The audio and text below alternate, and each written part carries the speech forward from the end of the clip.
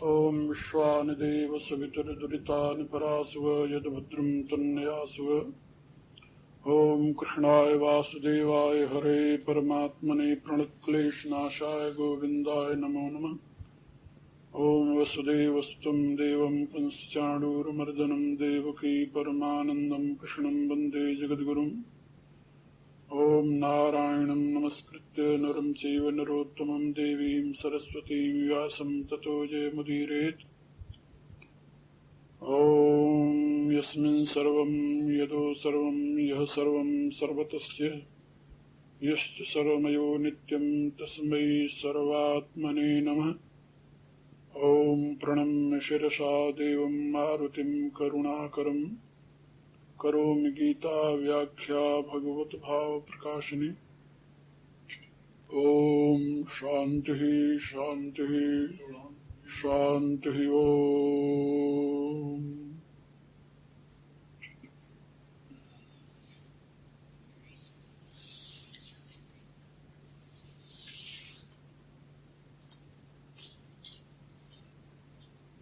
गीता 12वां अध्याय।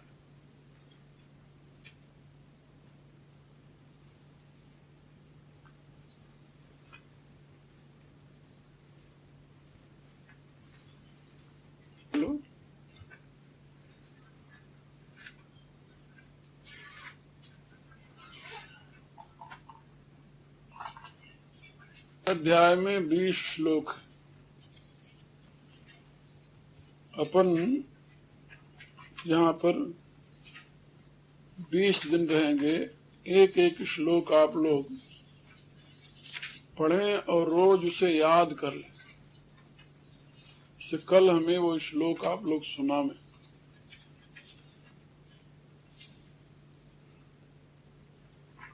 ये 12वां अध्याय जो है ये भक्ति योग है, गीता का हृदय है,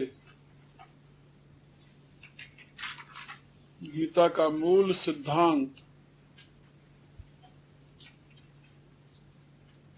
ज्ञान विज्ञान युक्त भगवान की भक्ति है। भगवान ने एक बार नहीं कई बार ये बात समझाई है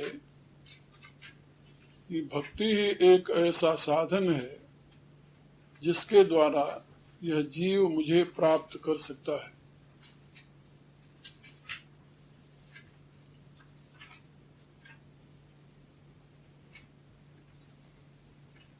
इसलिए गीता का 12वां अध्याय जो भक्ति योग है उसको आप लोग अच्छी प्रकार से समझें और अपने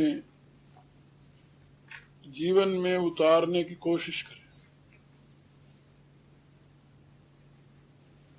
इस भक्ति योग में 20 श्लोक हैं और उनमें से पहला श्लोक तो प्रश्न है और 19 श्लोकों में भगवान के द्वारा दिया गया उत्तर है। ये प्रश्न क्यों उत्पन्न हुआ है, इसकी भूमिका जानने के लिए आपको 11वां अध्याय जानना पड़ेगा संक्षेप रूप में।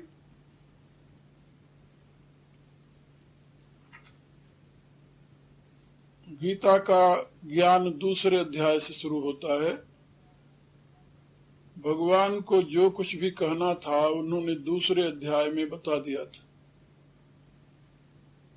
जीवन के लिए 2 तत्व बहुत जरूरी है, ज्ञान और कर्म। समग्र ज्ञान का नाम है सांख्य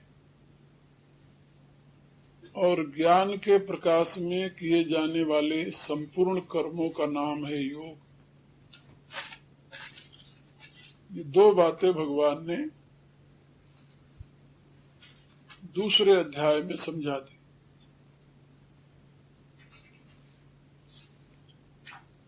सांख्य तत्व बोध है और योग कर्म की कुशलता। कर्म की कुशलता का अभिप्राय होता है कि कर्म करे और उसके बंधन में न पड़े, ये कर्म की कुशलता है। कर्म की ये कुशलता मनुष्य को बुद्धि की समता से प्राप्त हो सकती है और कोई दूसरा उपाय नहीं है। इसलिए योग का प्रधान लक्षण बुद्धि की समता को प्राप्त करना है। समत्व बुद्धि प्राप्त तब होगी जब चित्त में कोई विकार नहीं होगा। निर्विकार चित्त में ही समत्व बुद्धि का उदय होता है। समत्व बुद्धि के द्वारा ही किया गया कर्म योग कहलाता है और वह कोई विकार पैदा नहीं करता, कर्ता को बांधता नहीं। यही कर्म में कुशलता है। भगवान ने ये बात दूसरे अध्याय में समझा दी। अर्जुन को जिज्ञासा हुई कि ऐसी समत्व बुद्धि जिसको प्राप्त हो गई है उस व्यक्ति के क्या लक्षण हैं। इसके उत्तर में भगवान ने स्थित प्रज्ञ दर्शन की व्याख्या कर दी। गीता का आदर्श पुरुष जो है वो स्थित प्रज्ञ है, ऐसा भगवान ने कहा। अब इसमें दो बातें भगवान ने बताई कि बुद्धि की प्रधानता में ही जीवन की सार्थकता है। यदि कर्म बुद्धि की प्रधानता में किया जाए तो वह मुक्ति में हेतु होता है, और यदि कर्म मन की प्रधानता में, इंद्रियों की प्रधानता में, विषयों की प्रधानता में किया जाए तो बंधन में कारक होता है। अब अर्जुन को एक शंका उत्पन्न हो गई कि यदि बुद्धि ही प्रधान है तो हमें कर्म में आप क्यों लगा रहे हो। ये तीसरे अध्याय का मूल बीज बना। अर्जुन की इस शंका के निवारण में भगवान ने तीसरे अध्याय की व्याख्या की, जिसको कर्म योग कहते हैं। फिर इस कर्म योग की अनादि परंपरा को समझाने के लिए भगवान ने चौथा अध्याय कहा, और फिर पांचवा अध्याय का। और पांचवें अध्याय और चौथे अध्याय में जिस ज्ञान की महिमा भगवान ने बताई थी, उस ज्ञान को प्राप्त करने की साधना छठे अध्याय में बताई। छठा अध्याय आत्म संयम योग है। आत्म संयम योग में अर्जुन के और प्रश्न हुए कि जो साधक ज्ञान प्राप्ति के मार्ग पर लगा लेकिन पूर्ण ज्ञान प्राप्त करने से पहले ही उसका शरीर छूट गया तो उसकी क्या गति होती है। तो भगवान ने बताया कि वह योग भ्रष्ट कहा जाता है, और ऐसे योग भ्रष्ट का कभी पतन नहीं होता। वो शरीर छोड़ने के पश्चात दिव्य लोकों में निवास करता है, फिर वहां से मनुष्य शरीर आकर के ग्रहण करता है, और जहां से उसकी साधना छूटी हुई होती है वहीं से फिर अपनी साधना शुरू कर देता है, और इस प्रकार से क्रम क्रम से साधना करते हुए वो आखिर में परमात्मा को प्राप्त कर लेता है। अब जब ये बात भगवान ने समझाई तो जिस परमात्मा को प्राप्त करता है वो परमात्मा क्या है, तो भगवान ने सातवें अध्याय में उस परमात्मा का स्वरूप बताया। वो परमात्मा जो है वो परा और अपरा दोनों प्रकृतियों का स्वामी है। ये जगत जो दिखाई दे रहा है वो, और उसमें जो जीवन दिखाई दे रहा है, दो तो प्रत्यक्ष है, जगत और जीवन। ये दीवाल है, जड़ पदार्थ है, और हम बोल रहे हैं, दीवाल तो बोलती नहीं। तो ये दो प्रकार के तत्व संसार में दिखाई दे रहे हैं। इन दोनों प्रकार के तत्वों का नाम है प्रकृति। अब बोलने वाले को कहते हैं परा प्रकृति, और नहीं बोलने वाले को कहते हैं अपरा प्रकृति। ये दो प्रकार की प्रकृतियां हैं। इन दोनों का जो स्वामी है वो ब्रह्म है, वो परमात्मा है।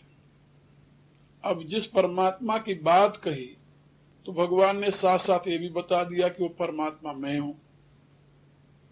तो मैं ही वो परमात्मा हूं, ऐसा जब भगवान ने कहा तो अर्जुन को और एक जिज्ञासा हो गई कि महाराज ये परमात्मा की बात करते हुए आपने जो तीन बातें बता दी, ये तीन आखिर है क्या?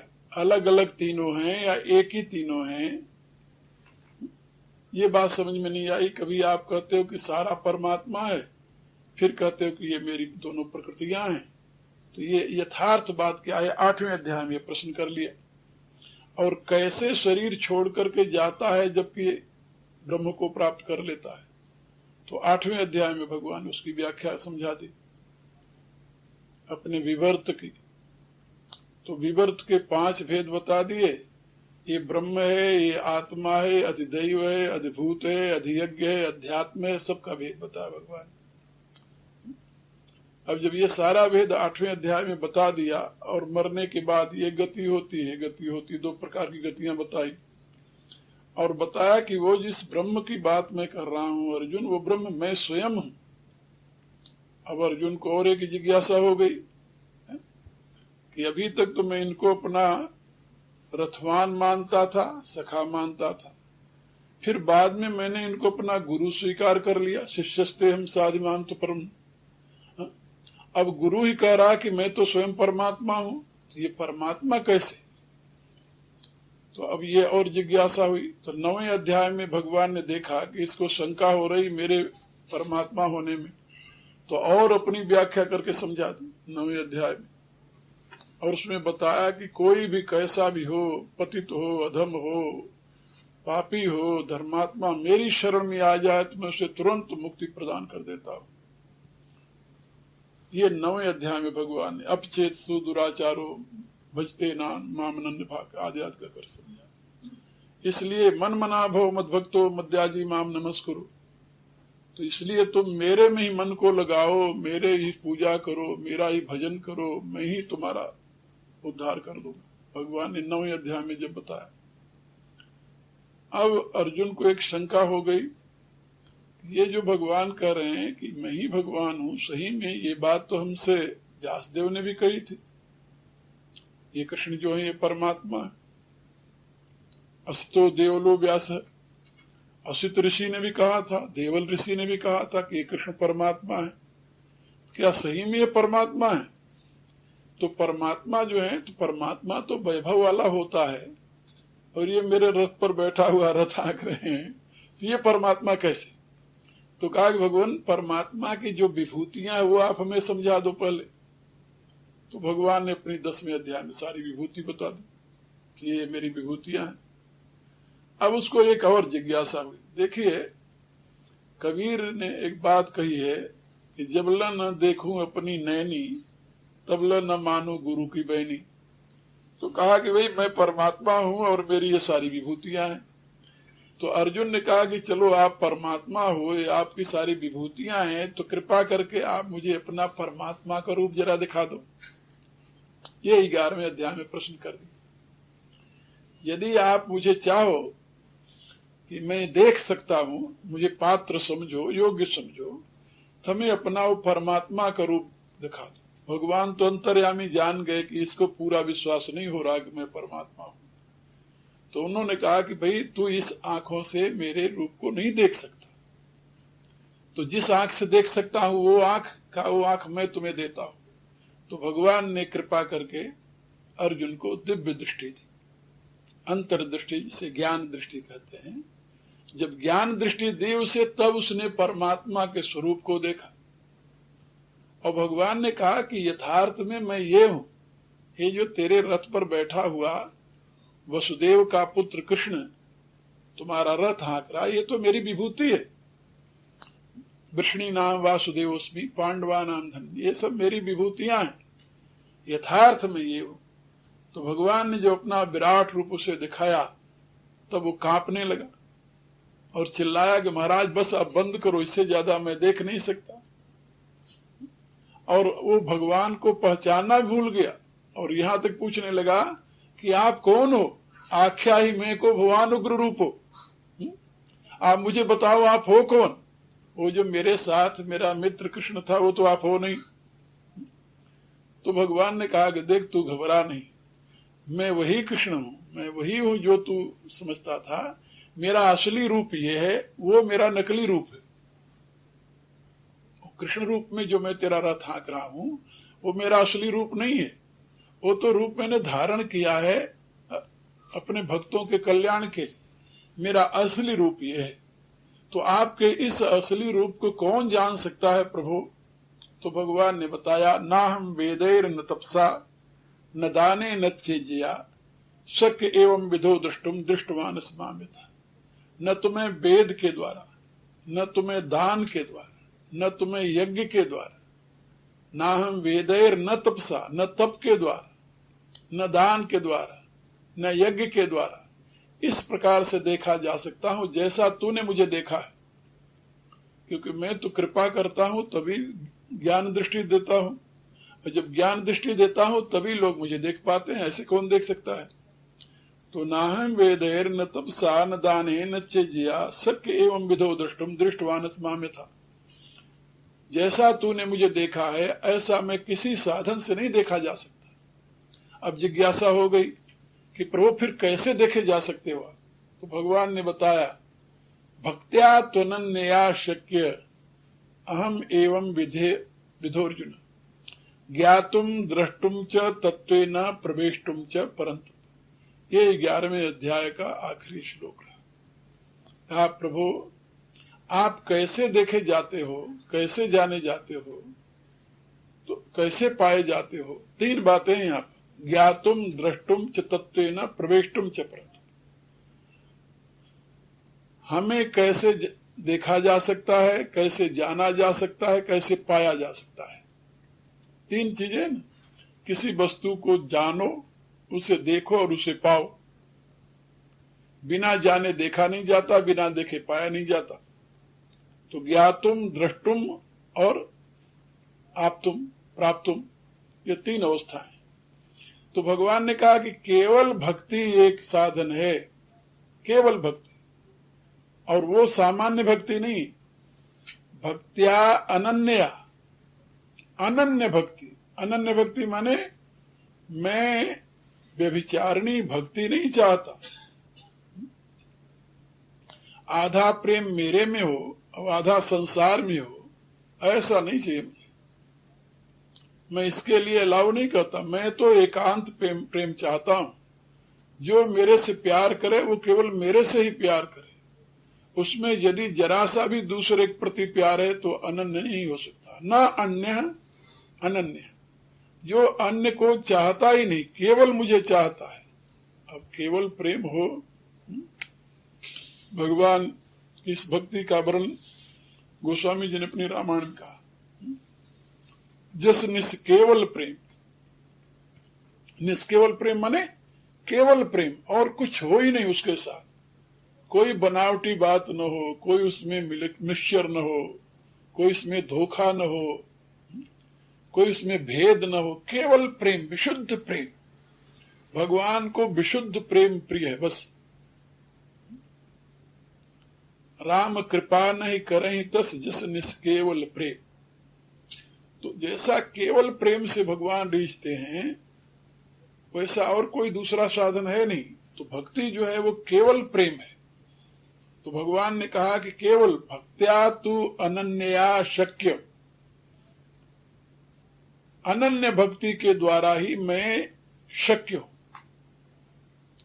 भक्त्या तुनन्या शक्यम एवं विधोर्जुन ज्ञातुम द्रष्टुम च तत्वेन प्रवेष्टुम च परंतप। हे परंतप, हे अर्जुन, मैं केवल अनन्य भक्ति के द्वारा ही इस प्रकार से देखने में, जानने में और अपने आप को अपने में प्रवेश कराने में, प्राप्त करने में शक्य हूं।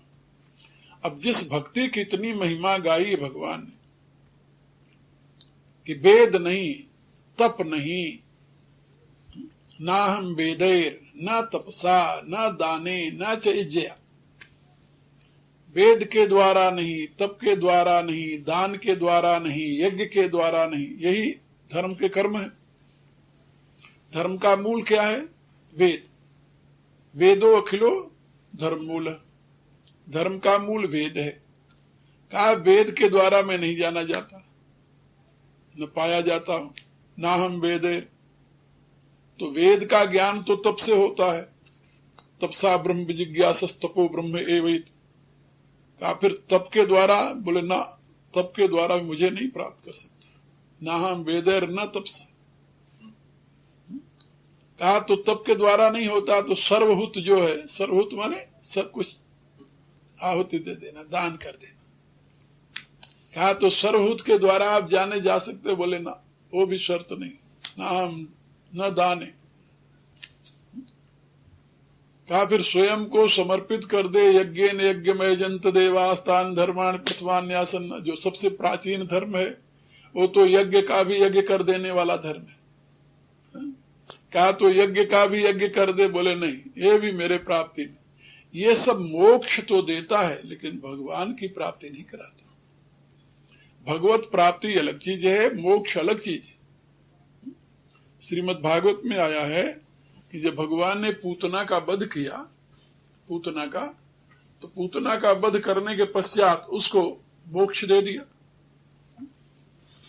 मात की गति दई ताहि कृपाल यादव राय, तुलसीदास जी लिखते हैं, गई मारन पूतना कुछ काल कूट लगाए, मात की गति दई ताहि कृपाल यादव राय। भगवान उसे माँ की पद यानी मोक्ष दे दिया।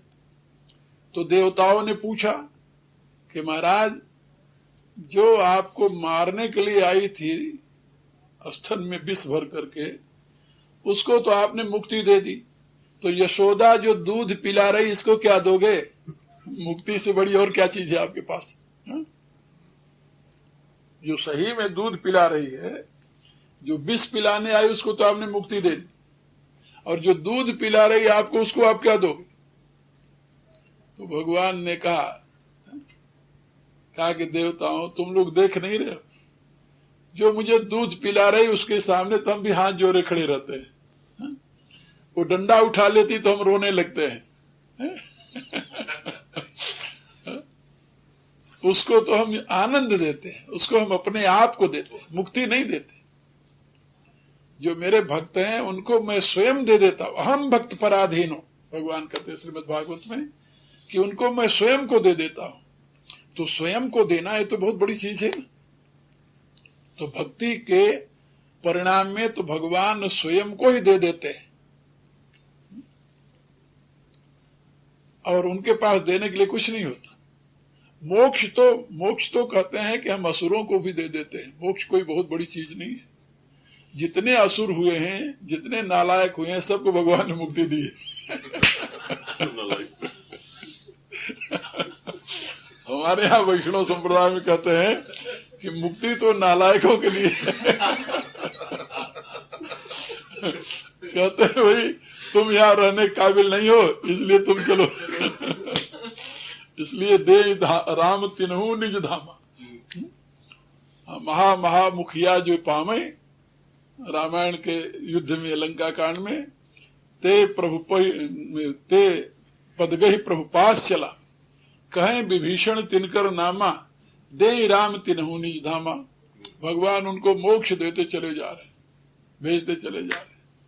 कहा भाई भगवान मुक्ति दे रहे निशाचरों को। पार्वती ने पूछा, निशाचरों को मुक्ति दे रहे भगवान? कहा हाँ, उमा राम मृद चित करुणा कर, बैर भाव सुमिरत मोहिनिश्चय। मेरे प्रभु करुणा के समुद्र, वो ये सोचते हैं कि चलो बैर भाव से ही मुझे मेरा याद तो करते हैं ना।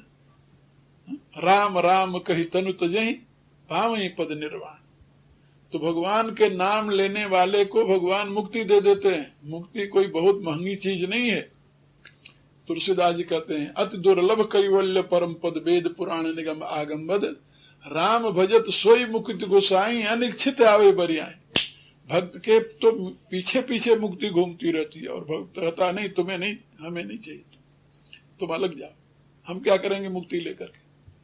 हम तो अपने प्रभु में अनुराग चाहते हैं, मोक्ष नहीं चाहते। सगुण उपासक मोक्ष न लेहि, तिनकहु राम भगत निज देहि। भगवान उनको अपनी भक्ति माने अपना प्रेम देते। तो भक्त को तो स्वयं भगवान अपने आप को प्रदान कर देते। जिस भक्ति की इतनी बड़ी महिमा है।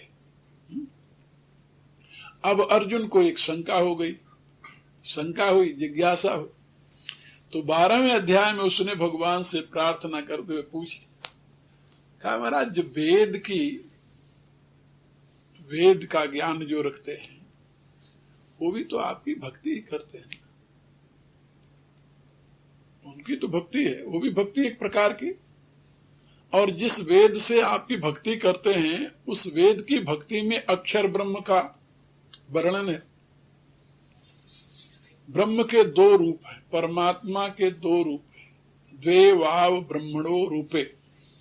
वेद में आया है कि परमात्मा के दो रूप हैं, मूर्तम च अमूर्तम च। द्वे वाव ब्रह्मणो रूपे मूर्तम च अमूर्तम च। परमात्मा के दो रूप हैं, एक मूर्त और दूसरा अमूर्त। अमूर्त रूप को कहते हैं निर्गुण निराकार निरंजन निरीह ब्रह्म, और मूर्त रूप को कहते हैं सगुण साकार सबल ब्रह्म। तो सगुण साकार तो भगवान सामने खड़े हैं कृष्ण, और निर्गुण निराकार जो है वो ब्रह्म है। अब अर्जुन ने तो दोनों रूप देख लिया कि यही कृष्ण जो है यही ब्रह्म भी हैं और यही हमारे सामने खड़े हैं। 11वें अध्याय में अब तो उसको शंका नहीं रही, भ्रम नहीं रही, प्रत्यक्ष देख लिया। अब वो प्रभु से प्रश्न कर रहा है। 12वां अध्याय इस जिज्ञासा से प्रारंभ होता है कि हे प्रभु, क्या प्रश्न करता है? पढ़ो तो आप लोग।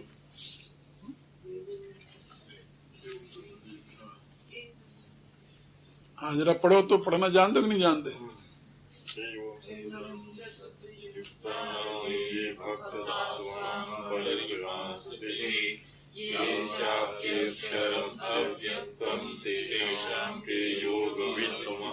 हाँ बहुत अच्छा, आप लोग पढ़ना जानते हो, ठीक है।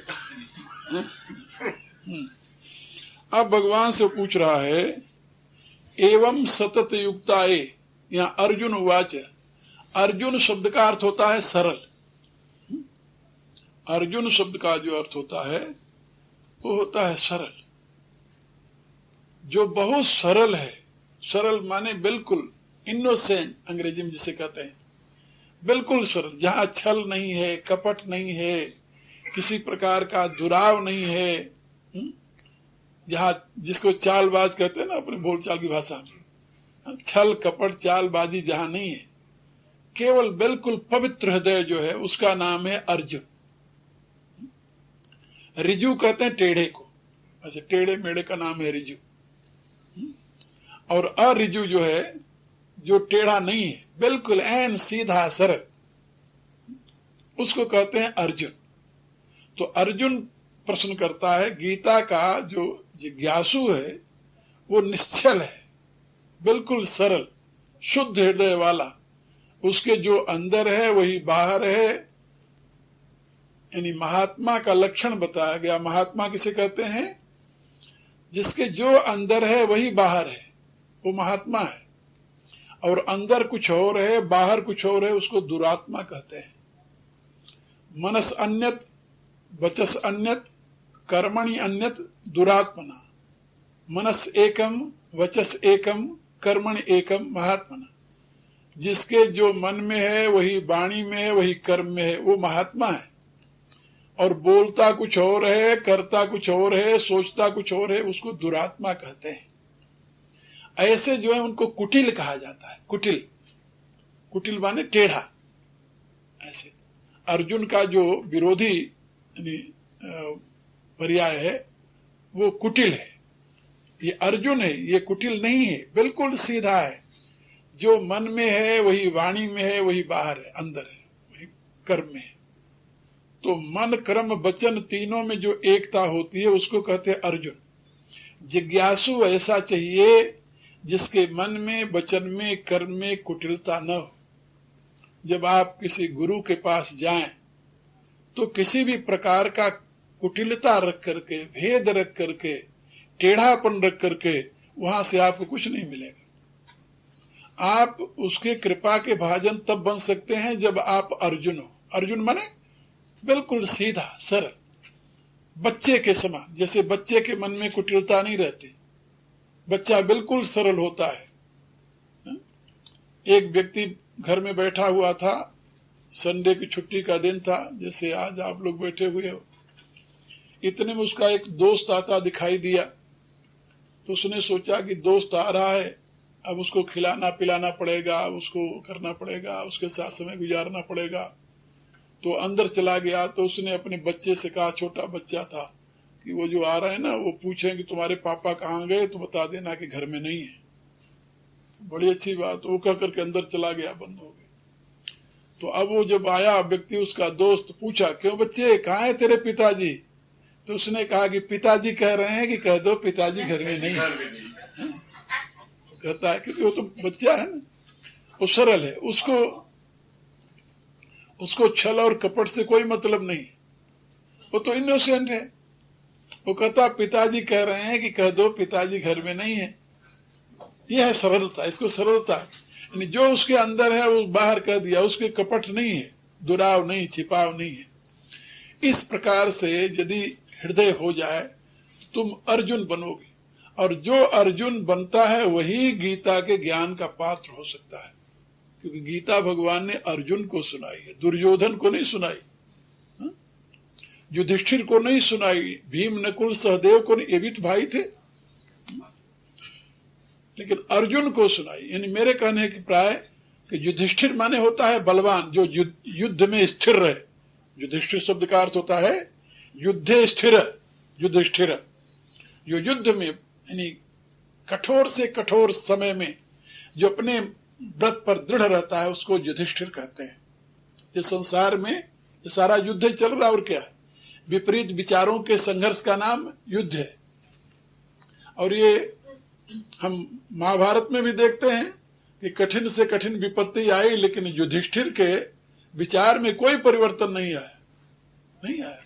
वो अपने बिल्कुल ऐन दृढ़ रहे अपने निश्चय पर। इसी प्रकार से जो इस संसार के युद्ध में घबराता नहीं, अधीर नहीं होता, अपने व्रत का त्याग नहीं करता, वो युधिष्ठिर है। लेकिन ऐसा युधिष्ठिर जो है वो धर्मात्मा तो हो सकता है, लेकिन प्रभु के कृपा का भाजन बन जाए ऐसा नहीं हो सकता। भगवान ने उसे माध्यम नहीं बनाया गीता सुनाने का। तो युधिष्ठिर तो है, ठीक है, साहसी है, वीर है, धैर्यवान है, वो धर्म का अधिकारी, मोक्ष का अधिकारी है, लेकिन भगवान के प्रेम का अधिकारी नहीं है। एक बात। इसी रूप से युधिष्ठिर से छोटा भीम थे। भीम माने महान, शक्तिशाली। तो आप बाहर से अंदर से दृढ़ व्रती हो तब भी, बाहर से महान शक्तिशाली हो तब भी, इसमें कोई अंतर नहीं पड़ता।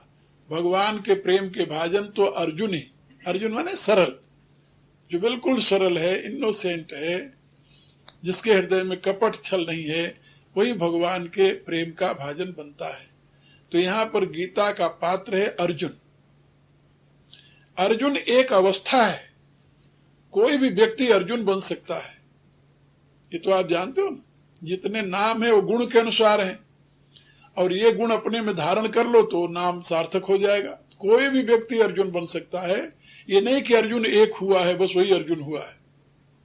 जिसमें सरलता आ जाए वही अर्जुन है।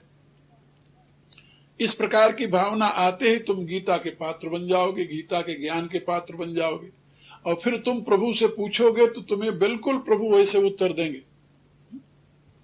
अब अर्जुन का यह प्रश्न है कि भगवान, हमें एक शंका हो गई है, अब तो हम देख लिए कि आप परब्रह्म परमात्मा हो, और आप मेरे सामने खड़े हो, मेरे भगवान हो, दोनों रूप आपके मेरे सामने अब हो गए। इन दोनों रूपों में एक तो आपके अक्षर स्वरूप की उपासना करता है। अब अक्षर स्वरूप की उपासना करने वाला कौन है? जो एच अपि अक्षरम, जो अक्षर स्वरूप की उपासना करते हैं, ज्ञानी भक्त। ज्ञानी भक्त अक्षर स्वरूप की उपासना करते हैं भगवान की। और एक आपके इस सगुण स्वरूप की उपासना करते हैं। इन दोनों प्रकार के उपासकों में यथार्थ योग का ज्ञाता कौन है? इसमें बड़ा छोटा नहीं पूछ रहा वो। कुछ लोगों ने इसका अर्थ किया है कि दोनों में कौन बड़ा है कौन छोटा, ये अर्जुन का प्रश्न नहीं है ना। अर्जुन ये पूछ रहा है एवं सतत युक्ताये भक्त्या भक्तास्त्वाम पर्युपास्ते।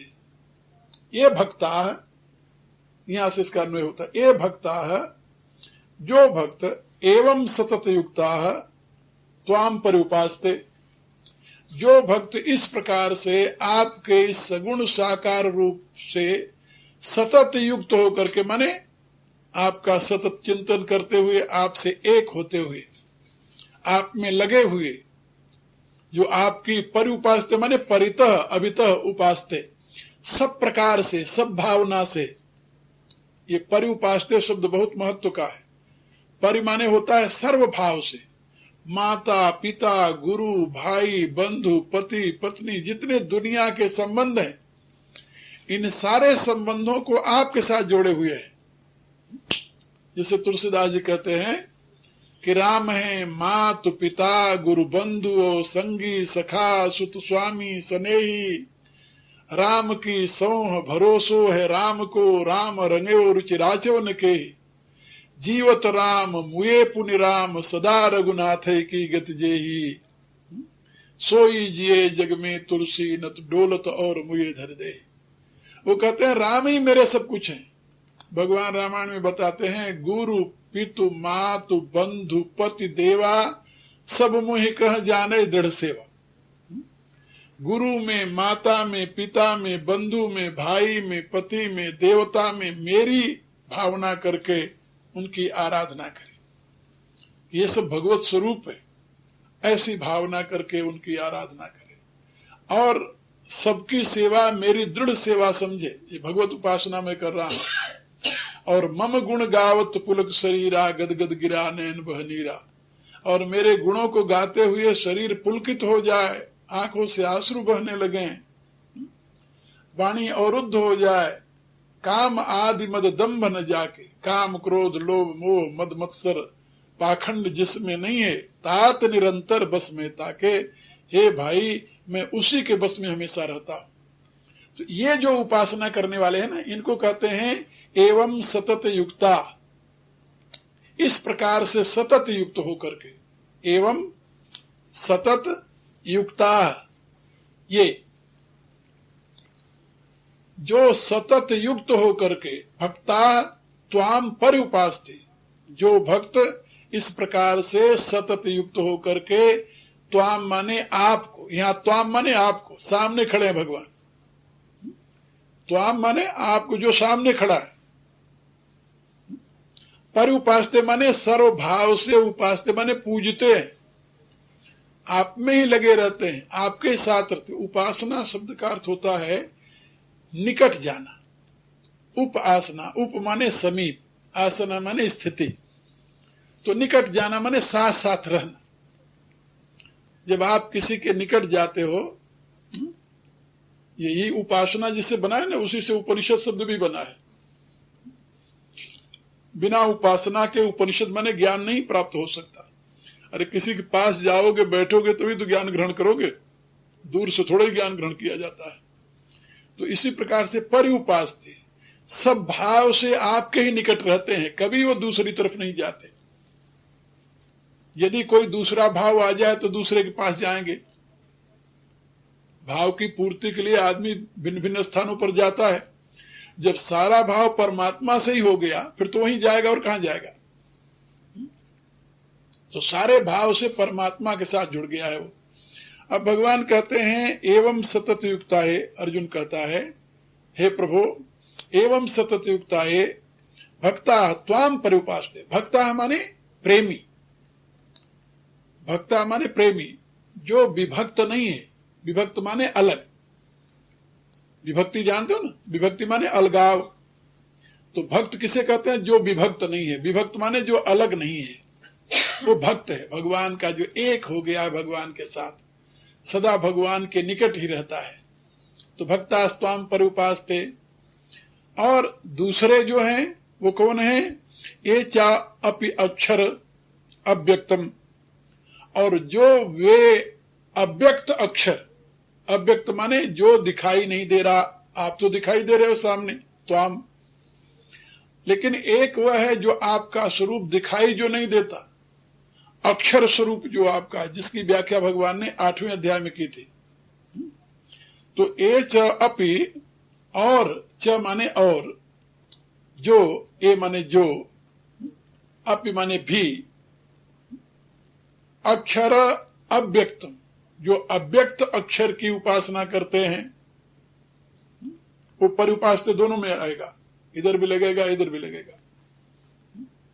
ए च अपि अक्षर अव्यक्तम परिउपास्ते, तो एक तो जो आपके सगुण स्वरूप की उपासना करते हैं, और दूसरे जो आपके अक्षर अव्यय रूप की उपासना करते हैं। इन दोनों में तेषाम के योग वित्तमा, इन दोनों में योग का ज्ञाता, योग वित्तम माने योग का ज्ञाता, यथार्थ में योग के स्वरूप का बोध प्राप्त करने वाला कौन है, ये आप बताइए। ये अर्जुन का प्रश्न है। ये नहीं कि इनमें छोटा कौन है बड़ा कौन है, ऐसे छोटे बड़े की बात नहीं है। योग का ज्ञाता कौन है?